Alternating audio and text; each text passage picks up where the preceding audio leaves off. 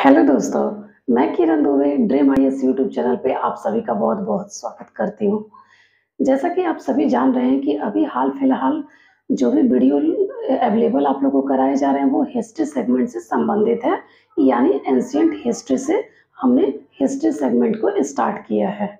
आज हम हड़प्पा सभ्यता जो है, सिंधु सभ्यता के बारे में जो हम क्लासेस करा रहे हैं, उसकी आज तीसरी क्लास है जो कि आज शायद खत्म हो जाए और हम वैदिक युग की तरफ कदम अपना बढ़ा लें। ठीक है? आपको याद होगा, अगर आपने हमारे पिछले वीडियो को देखा होगा तो आपको याद होगा कि सिंधु घाटी सभ्यता के बारे में हमने आपको बताया था कि ये भारत की सबसे प्राचीन सभ्यता थी। साथ ही इसके बारे में हमने अनेक स्थलों के बारे में आपको बताया था। उन स्थलों के क्या इम्पोर्टेंस है सिंधु घाटी सभ्यता को लेकर हमारे एंशिएंट हिस्ट्री में, उन सभी के बारे में आपको एक खाका तैयार करके हमने आपको बताया था। ठीक है? तो यहाँ तक तो बात हो गई कि सिंधु घाटी सभ्यता और उनके जो इम्पोर्टेंट प्लेसेस थे उसके बारे में। आज हम जो आपके सामने जो बात रखने जा रहे हैं सिंधु घाटी सभ्यता को लेकर, जो कि आज हमारा लास्ट टॉपिक होगा सिंधु सभ्यता को लेकर, उसके बारे में हम आज जानेंगे कि सिंधु घाटी सभ्यता की जो आखिर राजनीतिक इकाई थी, यानी राजनीतिक जीवन था, आर्थिक जीवन था, सामाजिक सांस्कृतिक जीवन था, वो किस प्रकार का था।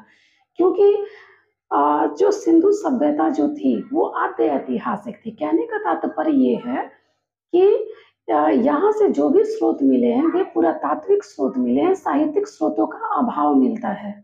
इसलिए अभाव मिलता है क्योंकि लिपि तो मौजूद थी लेकिन उस लिपि को किसी ने आज तक पढ़ा नहीं।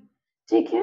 बहुत सारे विद्वानों ने भी उस लिपि को नहीं पढ़ पाया, तो इसलिए इसे हम आद्य ऐतिहासिक कहते हैं। ठीक है? जैसे-जैसे हम सिंधु घाटी सभ्यता से निकल कर आगे जाएँगे, यानी वैदिक सभ्यता, वैदिक युग की तरफ जाएँगे, तो आपको हम बताएँगे कि कैसे सबसे पहले किसने किस लिपि को पढ़ा था। ठीक है? और आगे जिसने इस लिपि को पढ़ा था उसका नाम आपसे शेयर करेंगे। साथ ही बताएँगे कि इसको ऐतिहासिक युग, वैदिक युग को ऐतिहासिक युग में क्यों रखते हैं। ठीक है? तमाम तरह की चर्चाएँ आपके साथ की जाएँगी, लेकिन सबसे पहले हम चलते हैं आज के टॉपिक की तरफ, और इसी तरह से आप अपना प्यार हमारी इस वीडियो के साथ बनाए रखें। और सबसे जो बड़ी और इम्पोर्टेंट बात है, मैं हर बार यही कहती हूँ कि अगर आप इस चैनल पे नए हैं तो इस चैनल को लाइक, शेयर एंड सब्सक्राइब करना ना भूलें। साथ ही अगर आपने किसी भी वीडियो को नहीं देखा है तो आप please dream IAS YouTube channel के लिंक पे जाके अन्य सभी पिछले वीडियो को देख सकते हैं। तो चलिए स्टार्ट करते हैं कि आज का जो हमारा वीडियो है, जैसा कि मैंने आपको बताया कि सिंधु सभ्यता से संबंधित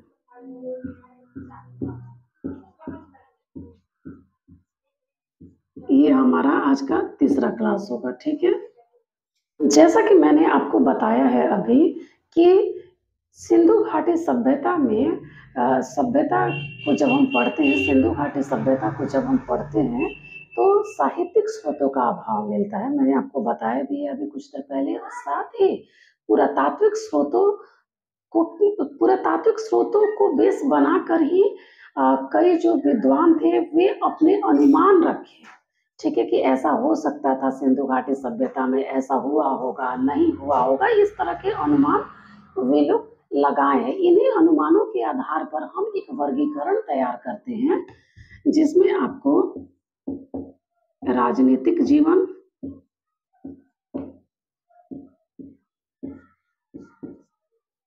आर्थिक जीवन,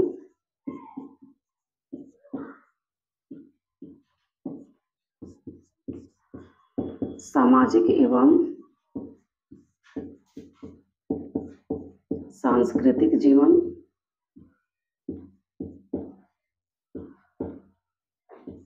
इन सभी के बारे में थोड़ा-थोड़ा जानेंगे, जो कि हमारे एग्ज़ाम के नज़रिए से काफ़ी ज़्यादा इम्पोर्टेंट होगा, क्योंकि यहाँ पढ़ाने का मेन मकसद ही यही है कि एग्ज़ाम को आप कवर कर पाएँ, टैकल कर पाएँ। ठीक है?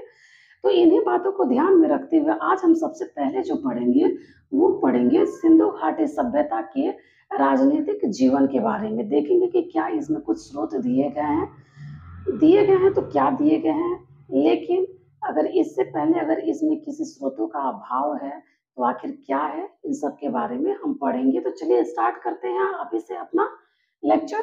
ठीक है, तो सबसे पहला जो हमारा टॉपिक होगा वो होगा राजनीतिक जीवन। राजनीतिक जीवन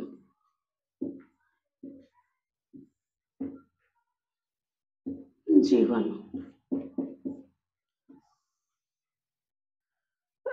सीधे तौर पर अगर हम बात करें तो सिंधु घाटी सभ्यता में विद्वानों के द्वारा राजनीतिक जीवन की जो चर्चाएं हैं, राजनीतिक जीवन के बारे में जो बातें हैं, उनका अभाव मिलता है। ठीक है, पहला चीज स्रोतों के अभाव में राजनीतिक व्यवस्था को लेकर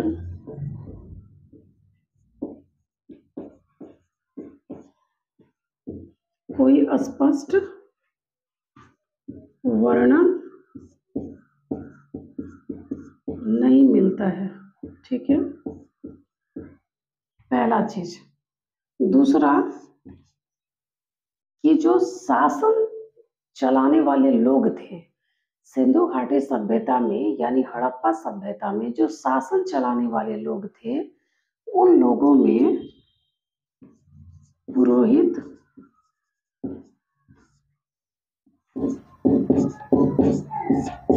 व्यापारी वर्ग,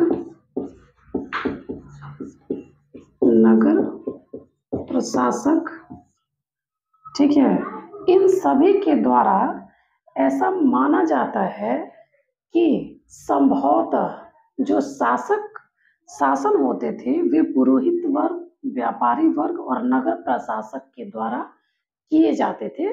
ठीक है, इसको मैंने आपको बताया है संभवतः में। ठीक है, क्योंकि आपको बताया ही है मैंने कि स्रोतों का, राजनीतिक जीवन को लेकर स्रोतों का अभाव मिलता है।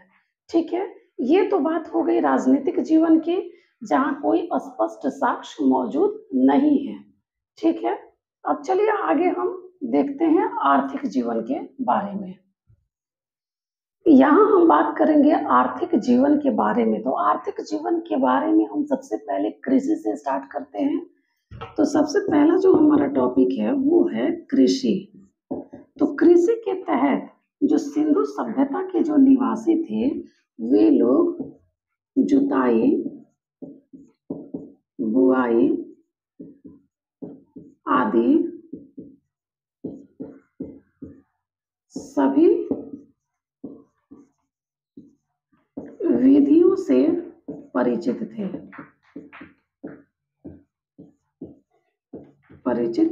ठीक है, कृषि के क्षेत्र में उन्हें सभी प्रकार की विधियों की जानकारी थी। ये बात हो रही है कृषि के क्षेत्र में, इस चीज पे आप ध्यान देंगे। ठीक है, क्योंकि यहाँ बात हो रही है आर्थिक जीवन की, अर्थव्यवस्था की, कि सिंधु घाटी सभ्यता की जो अर्थव्यवस्था थी वो किस प्रकार की थी। ठीक है, तो आपको जैसा लग ही रहा है कि कृषि के क्षेत्र में काफी बेहतर था जो वहाँ का आर्थिक जीवन था। दूसरी बात ये है कि गेहूं, जौ, मटर, कपास से परिचित थे। ठीक है, यहाँ कपास के नीचे मैं अंडरलाइन कर देती हूँ क्योंकि ये इम्पोर्टेंट है। ठीक है, यहाँ से कपास को लेकर कई बार प्रश्न पूछे गए हैं। ठीक है, तो गेहूं, जौ, मटर एंड कपास से सिंधु घाटी सभ्यता के जो लोग थे वे परिचित थे। अब परिचित किस अनाज से नहीं थे, उसमें हो जाएगा आपको गन्ना, रागी, इससे परिचित नहीं थे। ठीक है, इससे क्या थे, परिचित नहीं थे। कभी कभी परिचित नहीं थे भी पूछ देता है, तो आप इसको ध्यान में रखेंगे कि गन्ना और रागी इन दोनों अनाजों से इन दोनों से जो हड़प्पा सिंधु सभ्यता के जो लोग थे उनसे परिचित नहीं थे। तो ये बात हो गई आर्थिक जीवन के तहत कृषि की। अब हम बात कर लेते हैं पशुपालन की, ठीक है।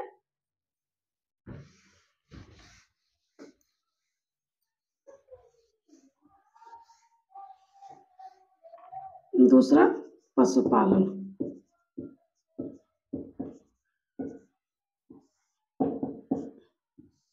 सिंधु घाटी सभ्यता के लोगों का जो प्रिय पशु था वो था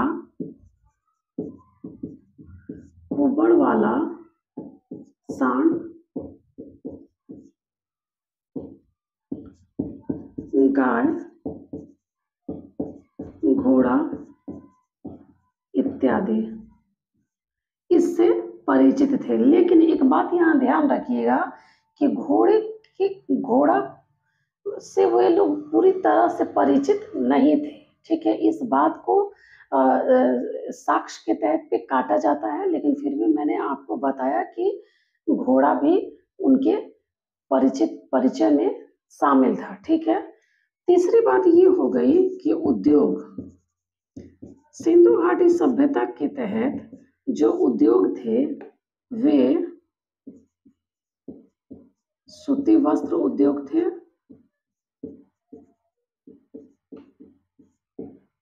बर्तन उद्योग,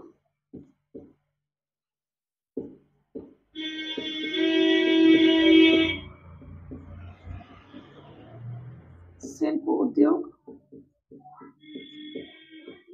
इत्यादि से लोग परिचित थे, ठीक है। अब हम देख लेते हैं चौथे नंबर पे कि व्यापार कहाँ से होता था। सिंधु घाटी सभ्यता के लोग व्यापार किस किस क्षेत्र से करते थे? तो सबसे पहले पश्चिमी एशिया,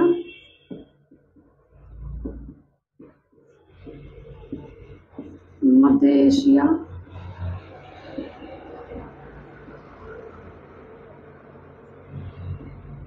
अफगानिस्तान,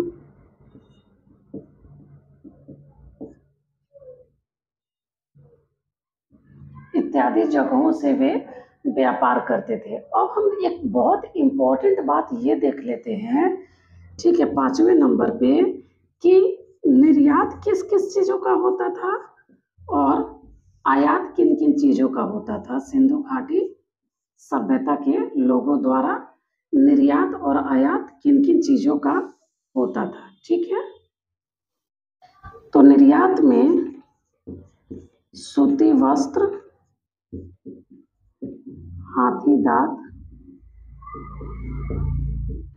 लकड़ी इत्यादि चीजों का सिंधु घाटी सभ्यता के लोग निर्यात करते थे। जबकि आयात में तांबा,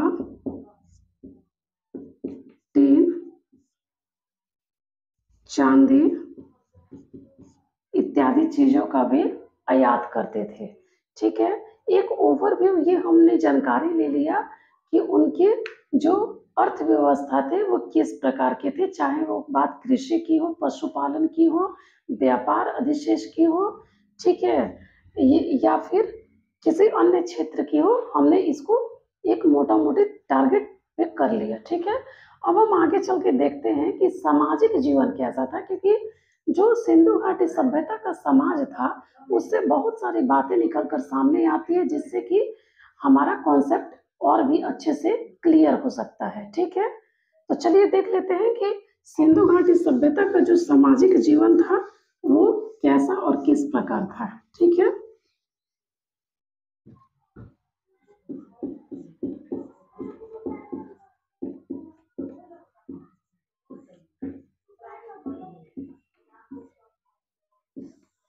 अब हम यहाँ बात कर लेते हैं कि सिंधु घाटी सभ्यता का सामाजिक जीवन किस प्रकार का था, ठीक है। तो आप देख रहे हैं कि हमने आपको यहाँ पे लिखा है कि सिंधु घाटी सभ्यता में जो समाज की सबसे छोटी इकाई थी वे परिवार थी, ठीक है। इकाई कौन सी थी? तो परिवार थी।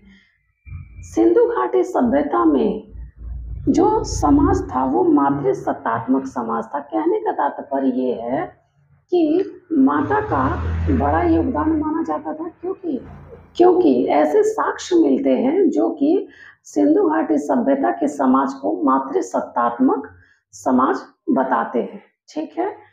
और सबसे जो इम्पोर्टेंट बात है वो है कि वर्ण व्यवस्था का पूर्ण प्रमाण नहीं मिलता है सिंधु घाटी सभ्यता में। ठीक है। जैसे कि हम आगे पढ़ेंगे वैदिक युग में कि वर्ण वर्ण व्यवस्था 4 भागों में विभक्त थी, ब्राह्मण, क्षत्रिय, वैश्य, शूद्र, इस प्रकार से विभक्त थी। लेकिन सिंधु घाटी सभ्यता में इन वर्णों का अभाव मिलता है, वर्ण व्यवस्था का अभाव मिलता है। ठीक है। क्योंकि पूर्ण प्रमाण प्राप्त नहीं हुए हैं। ठीक है। परंतु समाज जो था वो कई वर्गों में विभाजित था, जैसे पुरोहित, श्रमिक, शिल्पी। ठीक है। इस तरह से कई वर्गों में समाज विभक्त था। ठीक है। जो सिंधु घाटी सभ्यता के लोग थे उनके जो हाव भाव थे वे शांति प्रिय लोग थे। ठीक है। वे शांति से रहना पसंद करते थे। इसीलिए हमने आपको बताया था कि जो राजनीतिक जीवन है उसका जो साक्ष्य है, उस राजनीतिक जीवन को लेकर जो साक्ष्य हमें मिले हैं उसका पूर्ण अभाव पाया गया है। ठीक है। क्योंकि ऐसा कोई प्रमाण नहीं मिला है जिनसे कि राजनीतिक जीवन संचालित हो, जैसे कि मान लीजिए तनाव किसी भी प्रकार का। क्योंकि आपको यहाँ पढ़ के ही लग रहा है कि सिंधु घाटी सभ्यता में शांति प्रिय लोग थे। ठीक है।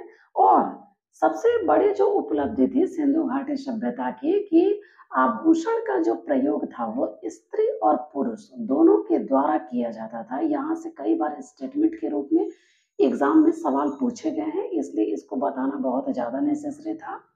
ठीक है। कि आभूषण का प्रयोग स्त्री एवं पुरुष दोनों के द्वारा किया जाता था। ठीक है। ये तो बात हो गई सामाजिक जीवन की। अब हम बात कर लेते हैं जो कि सिंधु घाटी सभ्यता से संबंधित लास्ट जो हमारी बातें हैं वो है सांस्कृतिक या धार्मिक जीवन। ठीक है। किस प्रकार था वो जानना हमारे लिए जरूरी हो जाता है। चलिए कुछ तथ्य उसके बारे में भी जान लेते हैं। ठीक है।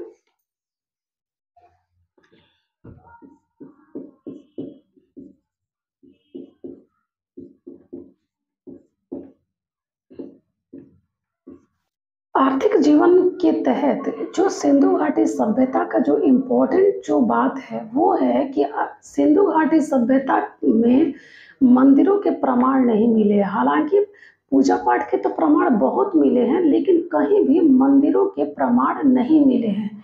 ये बहुत इम्पोर्टेंट स्टेटमेंट है, क्योंकि यहाँ से कई बार यूपीएससी ने सवाल भी पूछ रखे हैं। ठीक है। प्रीवियस ईयर क्वेश्चन के टच में अगर आप होंगे तो आप जरूर इसे देखना कि इससे सवाल पूछे गए हैं। तो सबसे पहली जो बात है कि मंदिरों के प्रमाण सिंधु घाटी सभ्यता में नहीं मिले हैं। ठीक है। दूसरी बात कि मातृ देवी की पूजा बड़े तरीके से की जाती थी।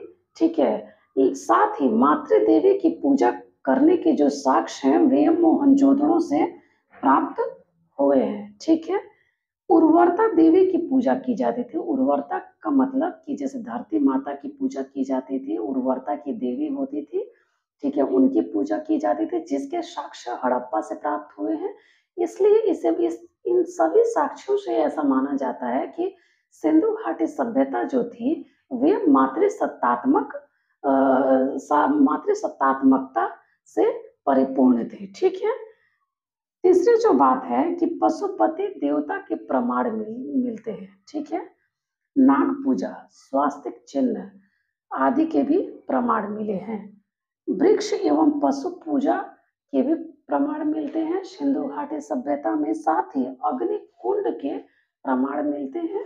और ये अग्नि कुंड के जो प्रमाण हैं वे कालीबंगा और लोथल से प्राप्त होते हैं। ये भी सवाल कई बार एग्जाम में पूछा गया है।